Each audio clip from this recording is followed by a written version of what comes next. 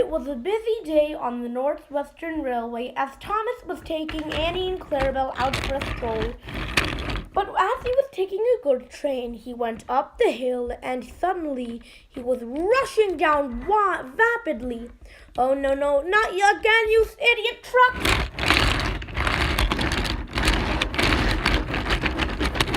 Suddenly he saw that there was a man on the track who was going across. "Oh no, stop! Look out, mister!" He applied his brakes, but the trucks were just too powerful. But luckily the man got off just as Thomas crashed into a buffer and fell off the track.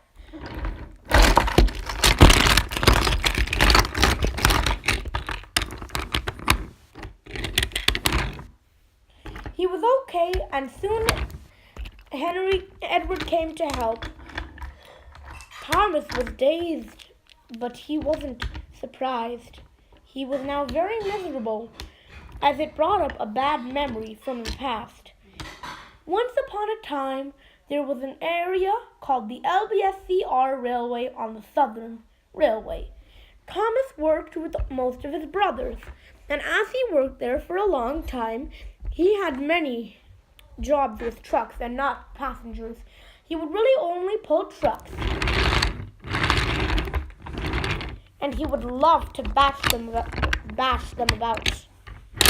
"Woo! Ooh!" would say the trucks. They always would try to pay him out, but he was just too smart. One day, Thomas was scheduled to take a goods train. As he went up the hill, he suddenly rushed down the other side.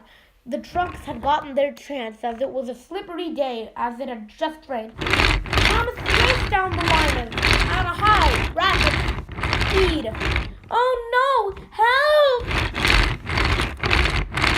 Meanwhile, earlier at a station, people were walking across the track.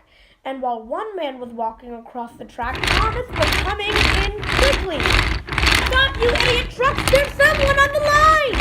The man froze. He was scared. The driver tried to save him, but Thomas smashed into the man. There was an almighty crash.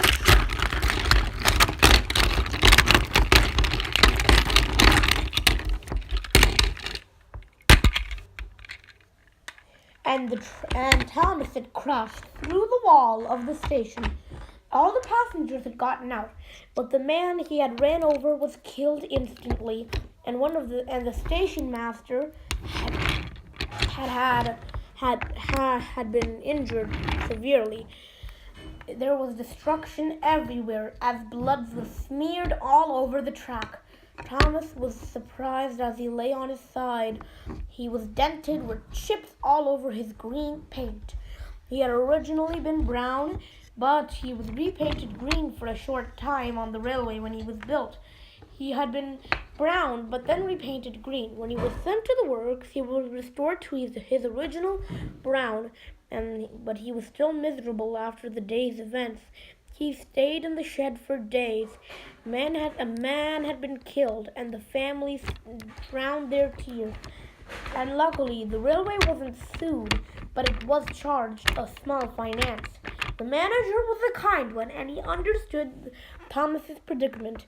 Thomas had been sitting in the shed for many days, and now we resume back to what we were talking about before.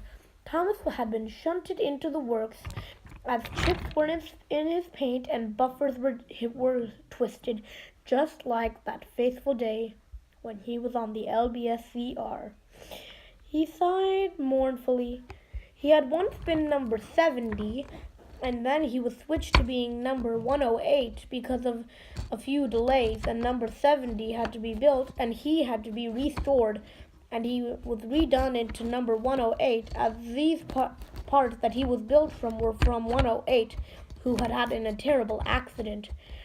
Anyway, Thomas was sitting in the shed at the works, and when he arrived back at Tidmouth, the engine saw his sad face, and they were worried for the friend.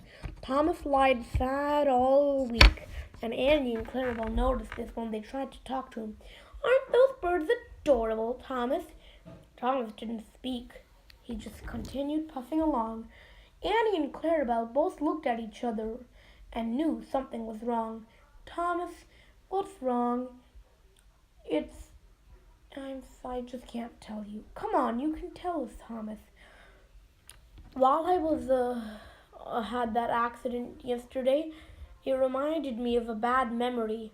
You see, when I was on the LBSCR and I was working with the trucks, when I had my first train being with them, they pushed me down and I ran over a passenger and crashed into the station wall, injuring the station master. It caused financial problems, not only for the station, but for the family. I just feel so upset after what happened that day. I killed an innocent man, and it wasn't because he was being foolish. It was because I had biffed the cars a lot, and I had caused all that trouble. Thomas, I want you to listen to me very carefully. Never say you're useless or anything.